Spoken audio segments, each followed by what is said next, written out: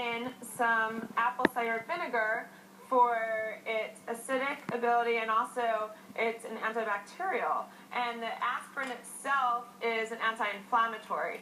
So you just mix it up, pour a little bit more in, and then the result is a paste like this. And then I'm going to put it on his foot, which is great for pretty much for anyone who gets calluses, for athletes, for women that wear heels. Okay.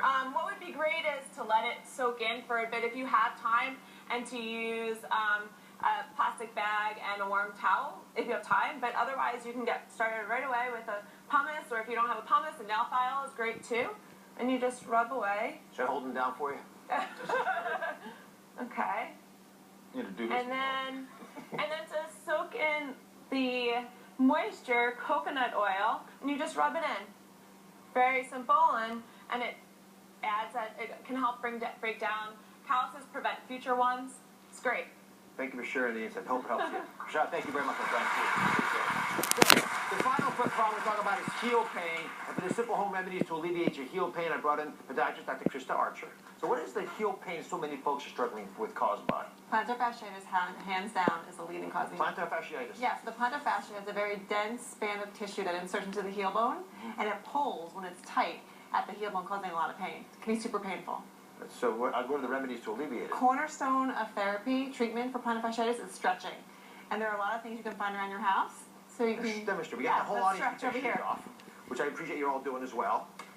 So demonstrate for us. And these are things that you want us to do how many times a day?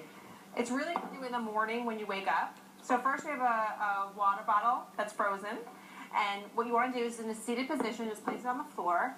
And you're going to roll it right along your arch where that plantar fascia is really super tight. And you can feel it as you go up and down that it's really helping your foot stretch. You feel that? Is that uncomfortable with the cold? No, I like that. How about this tennis ball? Can I use this instead? Tennis ball is great. You can actually keep that on your bedside table. Do you feel that? Oh, yeah, I do. Yeah. What do you think, Rashad? Hey, Dr. Oz, she is speaking the truth. I do this plenty of times. You do it! How come the NFL guys know all this stuff already? It's secret. All right, thank you very, very much. You're Thanks, welcome. audience. You guys keep practicing all. We're going to stretch as we go to break. Remember, don't forget to stretch. We'll be right back, everybody.